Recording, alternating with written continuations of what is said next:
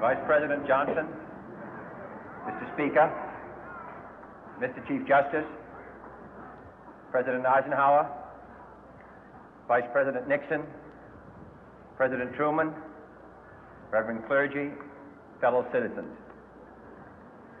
We observe today not a victory of party, but a celebration of freedom, symbolizing an end as well as a beginning, signifying renewal as well as change. For I have sworn before you and Almighty God the same solemn oath our forebears prescribed nearly a century and 3/4 ago. The world is very different now, for man holds in his mortal hands the power to abolish all forms of human poverty and all forms of human life. And yet the same revolutionary beliefs for which our forebears fought are still at issue around the globe. The belief that the rights of man come not from the generosity of the state, but from the hand of God. We dare not forget today that we are the heirs of that first revolution. Let the word go forth from this time and place to friend and foe alike that the torch has been passed to a new generation of Americans born in this century, tempered by war, disciplined by a hard and bitter peace, proud of our ancient heritage, and unwilling to witness or permit the slow undoing of those human rights to which this nation has always been committed and to which we are committed today at home and around the world.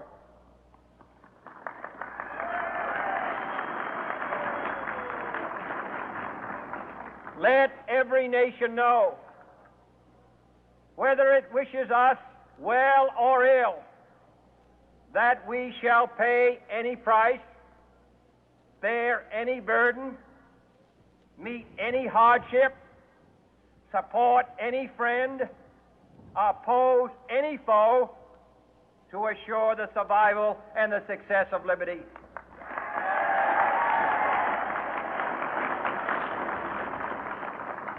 This much we pledge and more. To those old allies whose cultural and spiritual origins we share, we pledge the loyalty of faithful friends. United, there is little we cannot do in a host of cooperative ventures. Divided, there is little we can do, for we dare not meet a powerful challenge at odds and split asunder. To those new states whom we welcome to the ranks of the free, we pledge our word that one form of colonial control shall not have passed away merely to be replaced by a far more iron tyranny.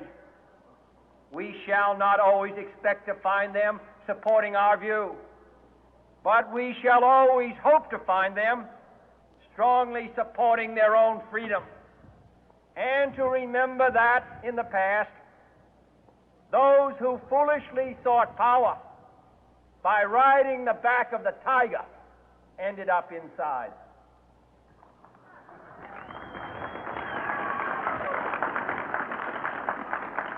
To those people in the huts and villages of half the globe struggling to break the bonds of mass misery, we pledge our best efforts to help them help themselves for whatever period is required, not because the communists may be doing it, not because we seek their votes, but because it is right.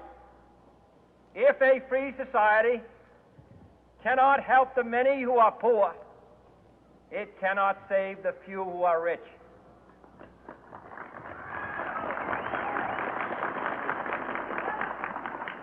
To our sister republics south of our border, we offer a special pledge to convert our good words into good deeds, in a new alliance for progress, to assist free men and free governments in casting off the chains of poverty.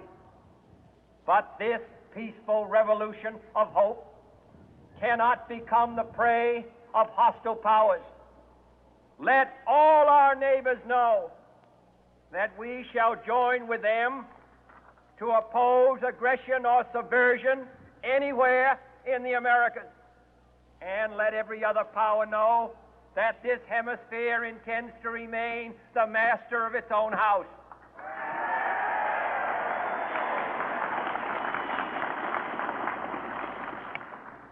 To that World Assembly of Sovereign States, the United Nations, our last best hope, in an age where the instruments of war have far outpaced the instruments of peace, we renew our pledge of support to prevent it from becoming merely a forum for invective, to strengthen its shield of the new and the weak, and to enlarge the area in which its writ may run.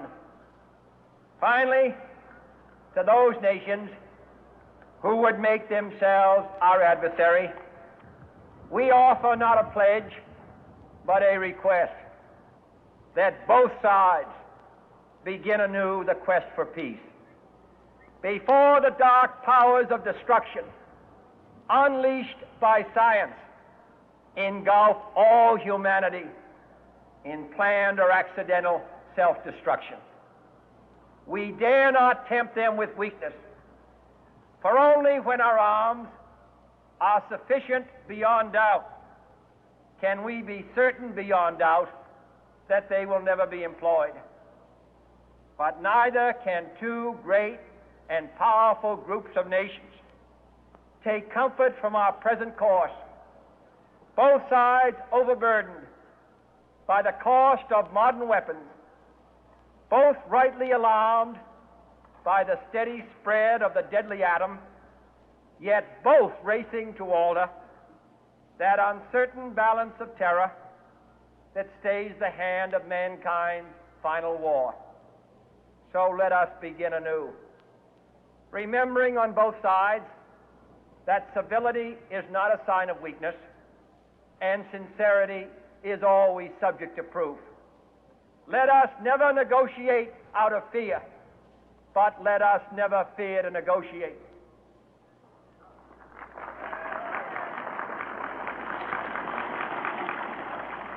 Let both sides explore what problems unite us, instead of belaboring those problems which divide us.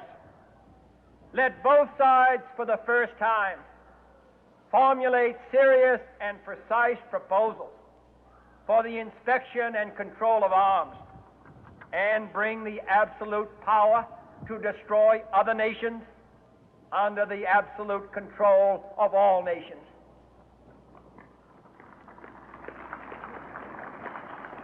Let both sides seek to invoke the wonders of science instead of its terrors. Together, let us explore the stars, conquer the deserts, eradicate disease, tap the ocean depths, and encourage the arts and commerce. Let both sides unite to heed in all corners of the earth the command of Isaiah to undo the heavy burden and let the oppressed go free. And if a beachhead of cooperation may push back the jungle of suspicion, let both sides join in creating a new endeavor, not a new balance of power, but a new world of law, where the strong are just and the weak secure and the peace preserved.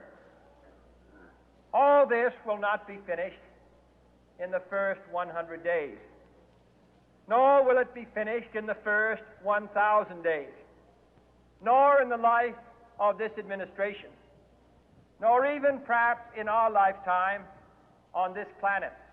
But let us begin.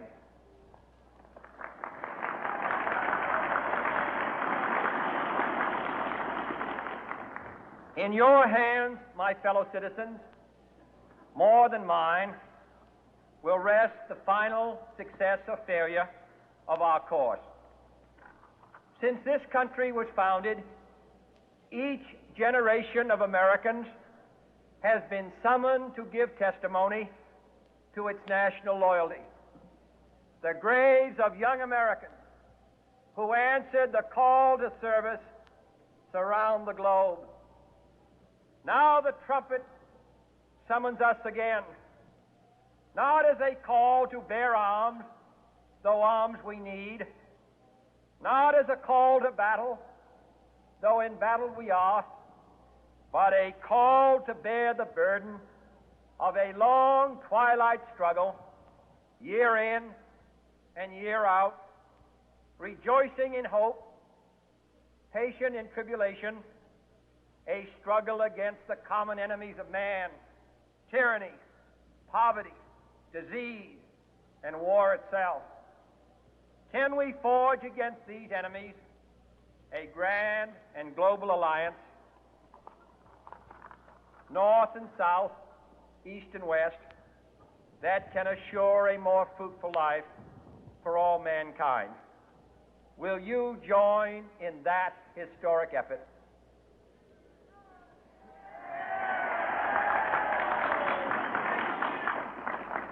In the long history of the world, only a few generations have been granted the role of defending freedom in its hour of maximum danger. I do not shrink from this responsibility. I welcome it.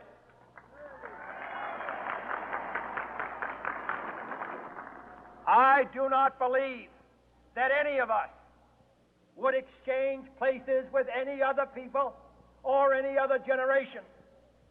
The energy, the faith, the devotion which we bring to this endeavor will light our country and all who serve it. And the glow from that fire can truly light the world. And so, my fellow Americans, ask not what your country can do for you, ask what you can do for your country.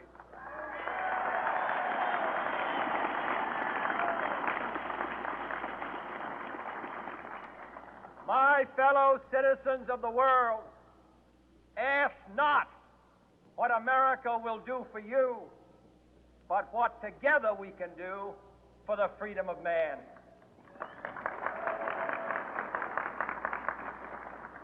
Finally, whether you are citizens of America or citizens of the world, ask of us here the same high standards of strength and sacrifice which we ask of you. With a good conscience, our only sure reward, with history the final judge of our deeds, let us go forth to lead the land we love, asking His blessing and His help, but knowing that here on earth, God's work must truly be our own.